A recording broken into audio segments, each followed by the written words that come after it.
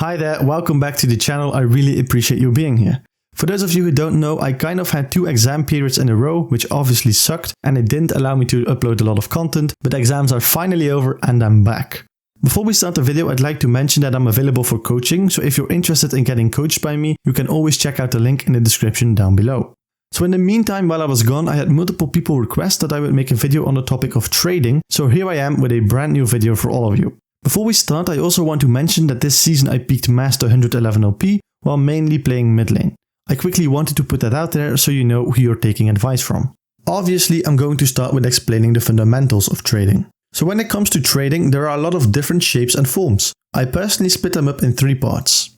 First of all, we have all-in trades in order to kill people. Secondly, we have short trades or burst trades. And last but not least, we have a heavy trading where you basically trade to get some type of advantage rather than killing people. For example, you can heavy trade with your opponents in order to prevent them from roaming, or to prevent them from recalling, or to get prio in lane, etc. Now that we know all the different types of trades you can actually use, let's look at the most basic fundamentals of trading. The first fundamental is about punishing people when they want to farm. To get gold and experience in the game, farming is very important. You farm minions by last hitting them. Everyone needs gold and XP and will therefore try to last hit minions. This also means that you are 100% sure that your lane opponent will run up at certain times to get into range to last hit your minions. This results in 2 actions. First, your lane opponent will overstep to last hit the minion, and second, at the moment he last hits the minion, he stands still for a moment because the animation of his basic attack or ability used for last hitting takes a while. This means that if you see that your minions are low, you can expect the enemy to walk up. If the enemy walks up and last hits the minion, it's a golden opportunity to trade with him, and oftentimes he won't be able to trade back due to his animation time. The higher you will climb, the more people will respect you and thus be less likely to walk up to last hit minions if they know it will result in a very unfavorable trade. A useful tip I can give you for this is that even in higher elos like Diamond and Master, oftentimes people don't respect the opponent enough when it comes to cannon minions. So if your cannon minion is low on health, anticipate that the enemy will try to last hit the cannon minion at all costs. Trading with your enemy every time he walks up to last hit minions actually causes you to zone the enemy from the minion wave, often preventing the enemy from farming because he would lose a lot of HP if he were to walk up to farm. However, you don't have to limit yourself to zoning enemies from farming. Something that can be even more effective is zoning enemies from the XP range of the minions. You can only do this if you are very sure you will win the trade or if your jungler is nearby to assist you. So to zone people from the XP of the minion wave, you stand in front of the entire minion wave, and when your enemy walks up you attack them immediately so they can't walk up to the minion wave. But as I said, you can only do this if you're stronger than your enemy, or if your jungler can possibly assist you if things go wrong, or if you know that the enemy jungler is not nearby. Alright, so the second fundamental is all about considering the ability cooldowns both of yourself and your lane opponent. If the enemy used all his abilities and missed them, you can do an all-in trade where you use all your abilities because he can't trade back with you because all his abilities are on cooldown. I think that's pretty obvious. However, a big mistake I often see with this is that even when the enemy hits you with all his abilities, people tend to back off because they are surprised by the damage that the enemy champion did to them, but they don't realize that the enemy used all their abilities, and even though he might have done a lot of damage to you, he hasn't got anything left, so it's very important for you to return the favor and also use all your abilities to at least take a somewhat even trade. This concept is also not limited to trading when the enemy used all his cooldowns. Most champions have one main ability, one key ability that you have to dodge or bait out, and then you can win a trade even if the enemy has his other abilities up. For example, let's say you're playing Victor into Ahri. If the Victor gets hit by the Ahri charm, she can hit her full combo and back out before Victor can trade back. However, this also means that if Ahri misses her charm, she will have a hard time hitting Q, and thus the Victor should be looking to trade with Ahri. Most champions have a crucial ability like Ahri charm, so it's your task to either dodge or bait out that crucial ability and only then start a trade.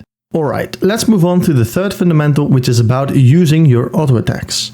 It really surprises me how few people actually use their auto attacks in between their abilities.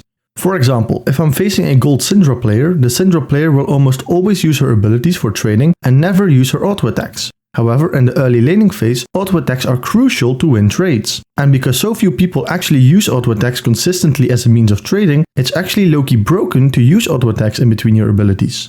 A champion that really helped me discover the importance of using auto attacks in the early game was Orianna.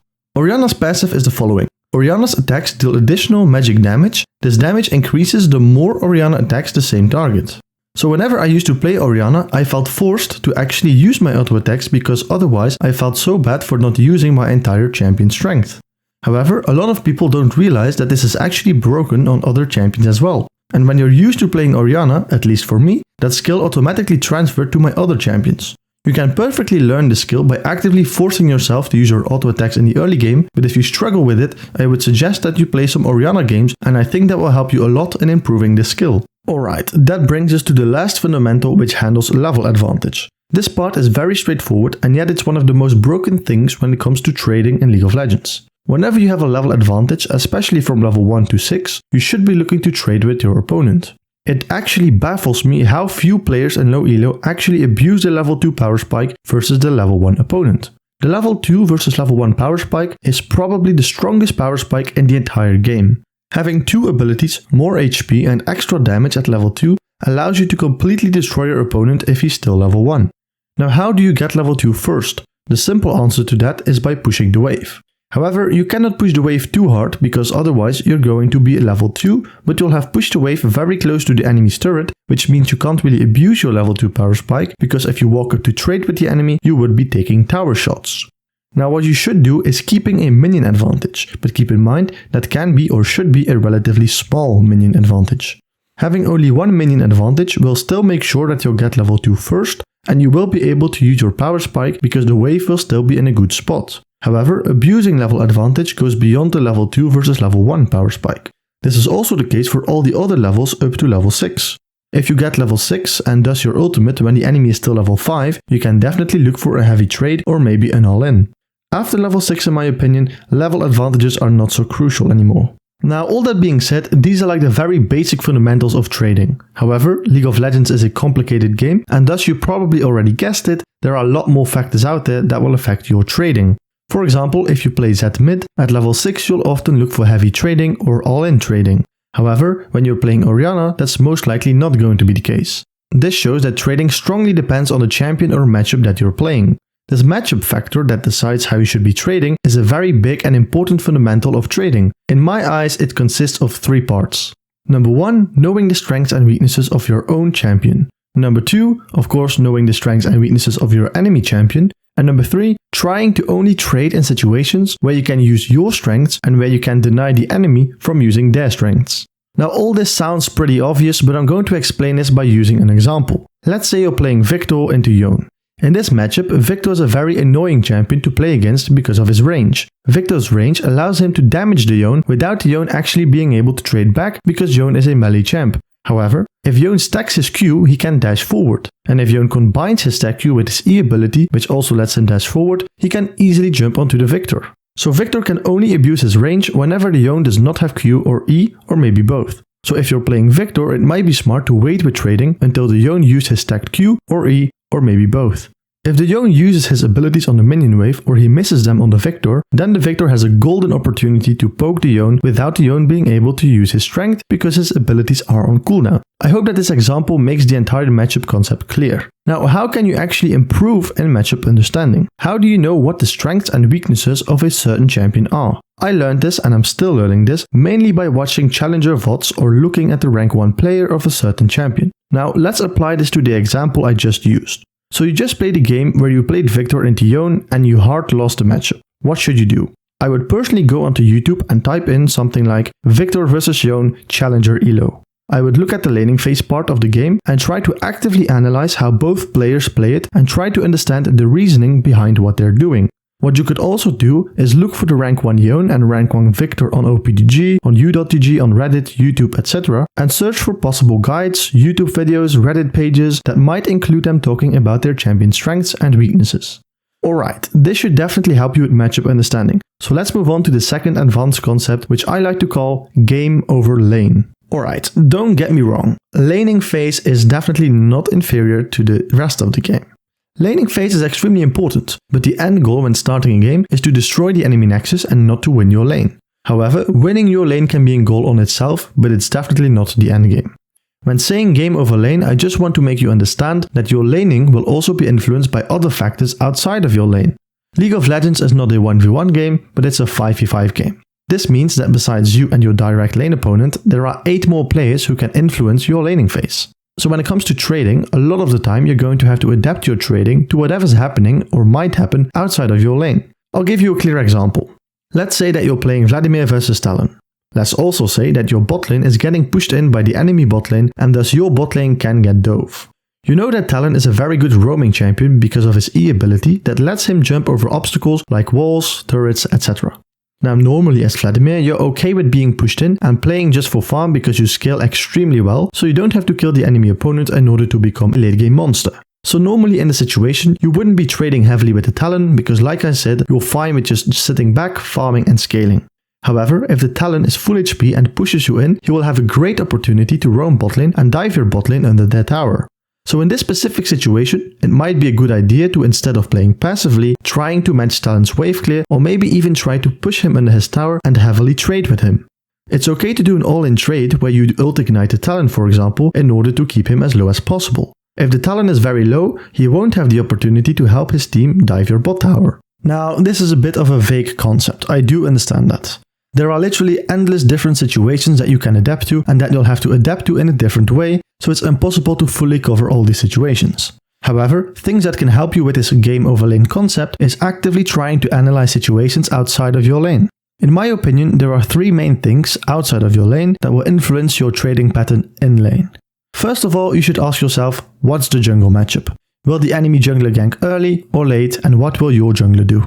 For example, if the enemy jungler is a Shaco who likes to gank early and your jungler is a Karthus who likes to full clear his jungle, then you can adapt your playstyle to being a bit more passive than usual and let the enemy push towards you so that the enemy Shaco can't gank you in the early game. Secondly, it's important to look at objective timers. What is the next objective that both teams should try to take? For example, if the Drake is up and your jungler is pinging that he wants to do the Drake, then it might be a very good idea to start pushing your lane so that the enemy is stuck under his tower collecting farm while you can roam to the Drake and help your jungler take it. And last but not least, it can be really helpful to pay attention to the side lanes. By side lanes I mean top lane and bot lane. During the game you should constantly ask yourself, how is my bot lane and top lane doing?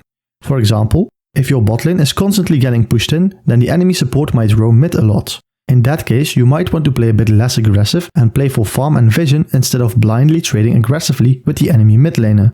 Obviously, there are a lot more things that can influence how you should be playing, but these are in my opinion the main ones. It can be difficult to improve in adapting your playstyle to situations that occur outside of your lane, because not only do you have to recognize these situations in the first place, you also have to know how to adapt accordingly. In my own experience, actively thinking about every decision I make during the game helps me a lot. You should always be able to explain why you're doing something. If you actively try to work on that, you're going to recognize a lot more of those situations where you should be adapting your playstyle to your surroundings. Something else that has helped me tremendously in this department is watching challenger YouTubers or streamers and focus on their decisions and listen to the reasonings behind their every move. On top of that, you can always look at your own VOD reviews, but I feel like a lot of people struggle with knowing how to get value out of reviewing their own games, so that completely depends on whether or not you can get value out of VOD reviewing yourself. Alright, that being said, in order to prevent that this video will take an entire day to watch, I'm going to move on to the next point. So last but not least, I want to talk about tethering and spacing. I often use these terms interchangeably, but for the sake of this video, I'm going to split them in two.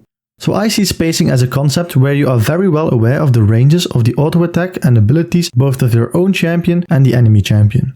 If you know that you have a range advantage, then it's important to be disciplined and always attack at max range, because I often see people who have more range than their opponent and yet they get hit by auto attacks or abilities while they shouldn't even be in range.